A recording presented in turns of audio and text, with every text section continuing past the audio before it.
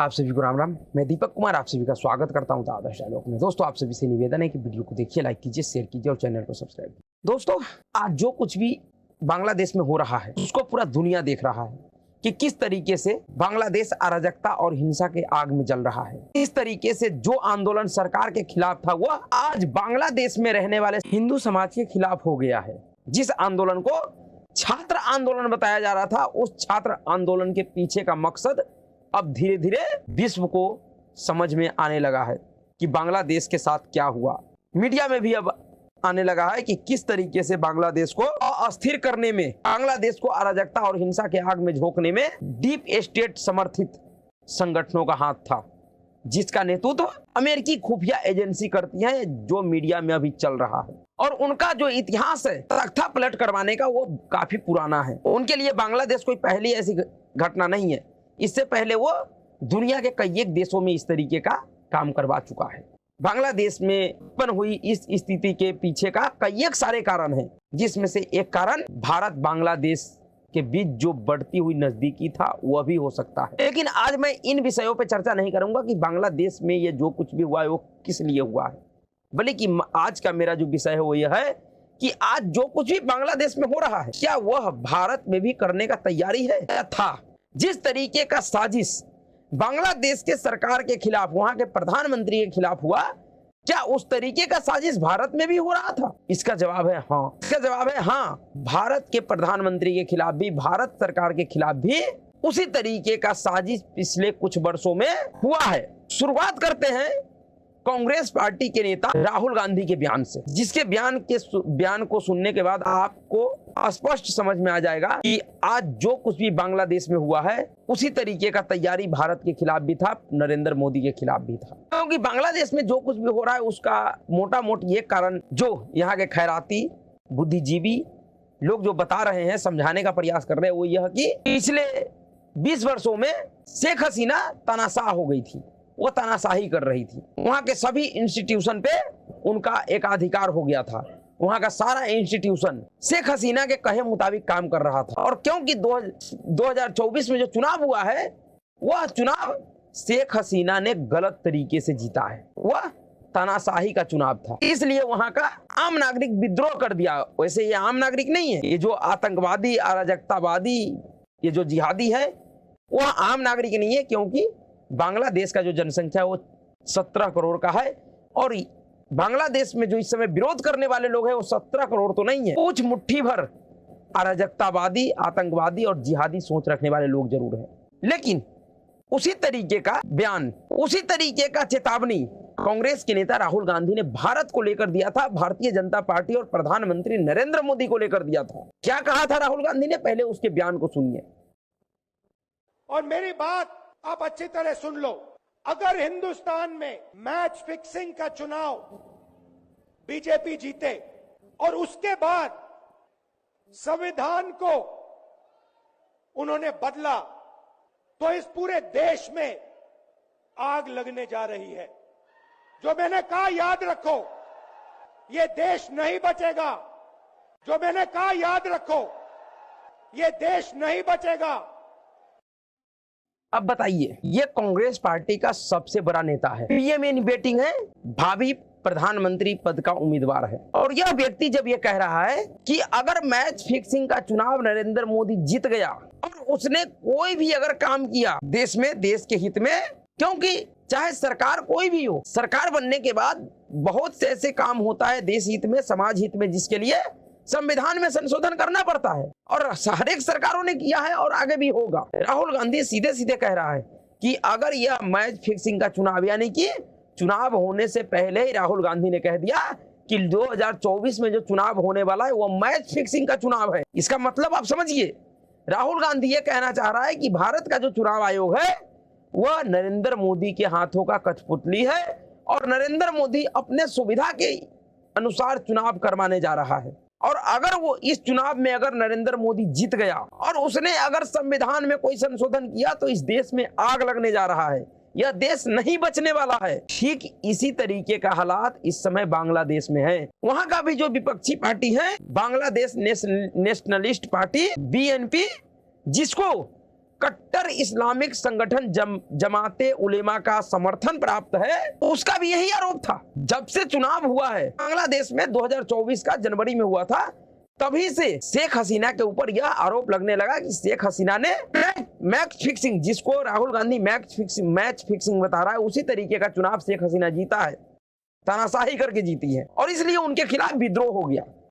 तो राहुल गांधी जो बयान दे रहा है, आप कल्पना कीजिए कि जिस तरीके का नारा भारतीय जनता पार्टी ने दिया था, प्रधानमंत्री नरेंद्र मोदी ने दिया था कि अब की बार 400 पार, अगर खुदा न खास्ते अगर भारतीय जनता पार्टी 400 पार कर जाता, तो आज जो कुछ भी बांग्लादेश में हो रहा है वह भारत में हो रहा होता। इस समय अराजकता की आग में बांग्लादेश नहीं जल रहा होता, इस समय अराजकता की आग में भारत जल रहा होता, और जलाने वाले राहुल गांधी होते। इनके द्वारा जो पाला गया जो गिरोह है, जो इनका दरबारी है, वो होता। जो लोग आज बांग्लादेश की प्रधानमंत्री शेख हसीना को तानाशाह बता रहा है, यह भी एक कमाल की बात है। भारत का जो लोग, भारत में रहने वाला एक बड़ा वर्ग था, जो कुछ दिन पहले तक ही शेख हसीना के नाम का भजन गाता था, शेख हसीना को इस बात के लिए बधाई देता था कि शेख हसीना ने जीडीपी के मामले में, चाहे पर कैपिटा इनकम के मामले में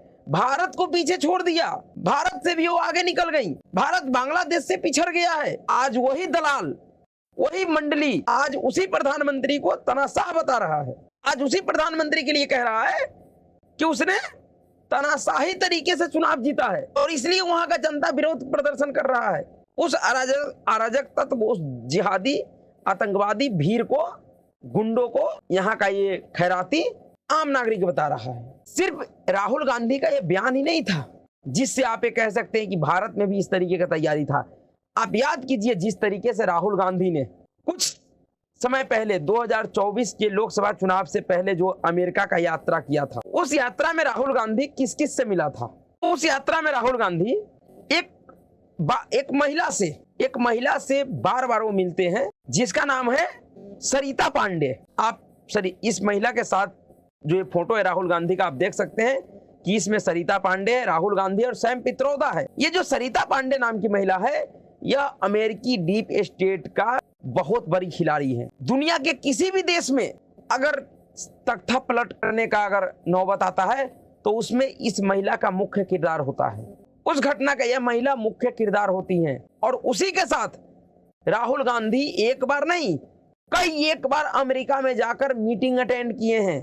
ये जो महिला है, इनके पति का नाम है अजीत शाही, जिसका परिचय यह है कि यह इंडियन अमेरिकन मुस्लिम काउंसिल के एडवोकेसी डायरेक्टर हैं।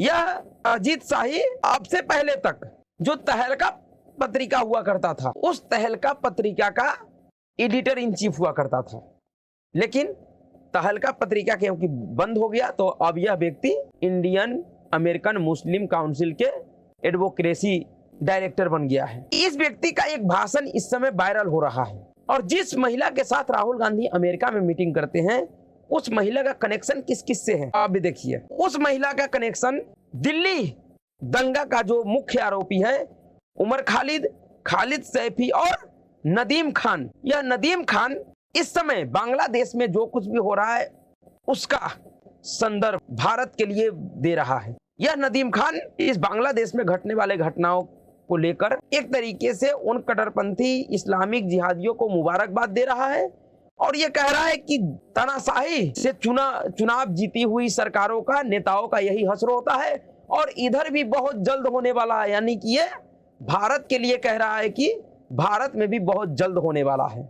तो अब और इस महिला का जिसका नाम है सरिता पांडे, यह सरिता पांडे का कनेक्शन उमर खालिद सैफी और इस नदीम खान के साथ है। ये उमर खालिद सैफी, ये सब दिल्ली दंगे का मुख्य आरोपी है। इसमें इसी ग्रुप का हिस्सा हुआ शर्जील इमाम भी है, जो CAA कानून के समय पे कह रहा था कि असम को भारत से अलग कर देना चाहिए, जो चिकन नेक है उसको चिकन नेक को काट कर।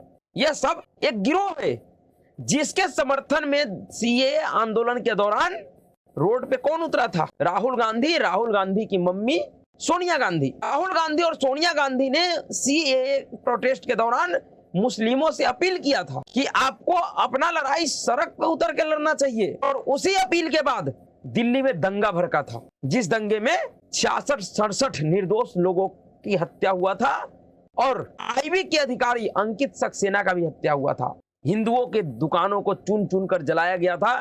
पुरानी दिल्ली के भजनपुरा, सीलमपुर, जाफराबाद, इन इलाकों में। उसी महिला के साथ राहुल गांधी अमेरिका में जाकर मीटिंग अटेंड करता है। उस मीटिंग में क्या होता है, क्या बात करता था राहुल गांधी? क्या था? कुछ भी नहीं था, किसी भी पद पे नहीं था, लेकिन बार बार अमेरिका जाते थे, बार बार दूसरे देशों का दौरा करता था और वहां पे जाके अलग अलग देशों में इन तख्ता पलट के खिलाड़ियों के साथ मीटिंग करता था। और उसके बाद लोकसभा चुनाव के नजदीक आकर राहुल गांधी ने बयान दिया कि अगर प्रधानमंत्री नरेंद्र मोदी और भारतीय जनता पार्टी इस बार मैच फिक्सिंग का चुनाव जीतेगा तो इस देश में आग लगने जा रहा है, यह देश नहीं बचेगा। कहीं ना कहीं राहुल गांधी को तख्ता पलट का जो यह गिरोह है, तख्ता पलट गिरोह का सिक्योरिटी मिला हुआ है।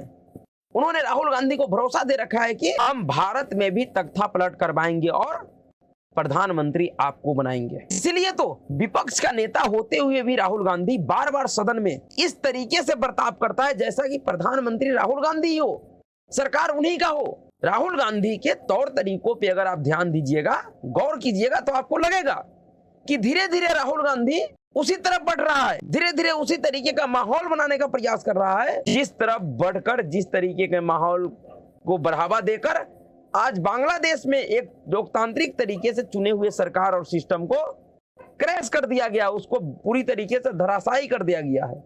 पूरे बांग्लादेश को अराजकता और हिंसा के आग में झोंक दिया गया है। इस समय सोशल मीडिया पे राहुल गांधी के डीप स्टेट के मेंबरों के साथ बहुत सारी फोटो वायरल हो रहा है, जिसमें वह और उनका जो सैम अंकल है गंगाराम बढ़ाई, वह गंगाराम बढ़ाई उर्फ सैम पित्रोदा और राहुल गांधी अमेरिका में इन डीप स्टेट गिरोह के मेंबरों के साथ बैठक कर रहा है, उनके साथ फोटो खिंचवा रहा है, तस्वीरें जारी कर रहा है और यह संकेत दे रहा था कि चुनाव के बाद अगर भारत में उनके हिसाब से नतीजे नहीं आते हैं तो फिर क्या हो सकता है, क्या करने का प्लानिंग है। और इसमें निश्चित रूप से राहुल गांधी कांग्रेस पार्टी के साथ साथ जो भारत में रहने वाले भारत विरोधी तत्व है उसके साथ साथ कहीं ना कहीं जो अंतर्राष्ट्रीय स्तर का जो संगठन है, जो जॉर्ज सोरोस का जो संगठन है, जिसने खुलकर कहा था कि मैं राष्ट्रवाद को तोड़ने के लिए, राष्ट्रवादी शक्तियों को तोड़ने के लिए 1000 करोड़ रुपए खर्च करूंगा। कहीं ना कहीं उस गिरोह से, उस ग्रुप से राहुल गांधी को यह भरोसा दिलाया गया था कि अगर ऐसा कुछ होता है, अप्रत्याशित अगर नतीजा आता है भारत में, तो फिर इस बार भारत में तख्ता पलट करवाया जाएगा, भारत में विद्रोह करवाया जाएगा और विद्रोह के बाद आपको प्रधानमंत्री बनाया जाएगा। क्योंकि चुनाव जीतकर, चुनावी मुकाबले में जीतकर राहुल गांधी तो प्रधानमंत्री नहीं बन सकता है, यह तो निश्चित हो गया। इसलिए आज जो कुछ भी बांग्लादेश में हो रहा है उसको भारत के संदर्भ से, भारत में जिस तरीके का परिस्थिति बनाने का प्रयास किया गया, जिस तरीके से एक स्वर में सभी भारत विरोधी विपक्षी दल यहाँ के संवैधानिक संस्थाओं को नीचा दिखाने का प्रयास करने लगा, जिस तरीके से उनको डिसक्रेडिट करने का प्रयास करने लगा, जिस तरीके से वैश्विक स्तर पे उनको बदनाम करने का प्रयास किया, उन सभी विषयों पे अगर आप सोचेंगे, उन सभी चीजों को एक दूसरे से मिलाकर देखेंगे तो आपको लगेगा कि आज जो कुछ भी बांग्लादेश में हो रहा है वह भारत में करने का तैयारी था और अभी भी है। अभी भी ये लोग इससे पीछे नहीं हटा है, क्योंकि अभी भी राहुल गांधी सहित तमाम नेता बार बार यह बयान देता है कि यह सरकार बहुत जल्द गिरने वाला है, यह सरकार नहीं चलने वाला है। और अब तो नदीम खान जैसा लोग यह कहने लगा है जो कुछ भी बांग्लादेश में हुआ इधर भी बहुत जल्द होने वाला है। तो इसको भारत सरकार को हल्के में नहीं लेना चाहिए। नदीम खान जैसे लोगों को पकड़ के गृह मंत्रालय को उनको अरेस्ट करके उनको उल्टा लटका के इन जैसे लोगों से पूछना चाहिए कि भाई तू जो ये कह रहा है बता इसका सोर्स क्या है। नहीं तो अगर भारत सरकार इन शक्तियों के खिलाफ शक्ति नहीं दिखाई तो फिर आने वाले दिनों में भारत में भी स्थिति गंभीर हो सकता है। तो अभी के लिए इतना ही। अगर आपको वीडियो अच्छा लगा तो वीडियो को लाइक कीजिएगा, शेयर कीजिएगा, चैनल को सब्सक्राइब कीजिएगा। नमस्कार।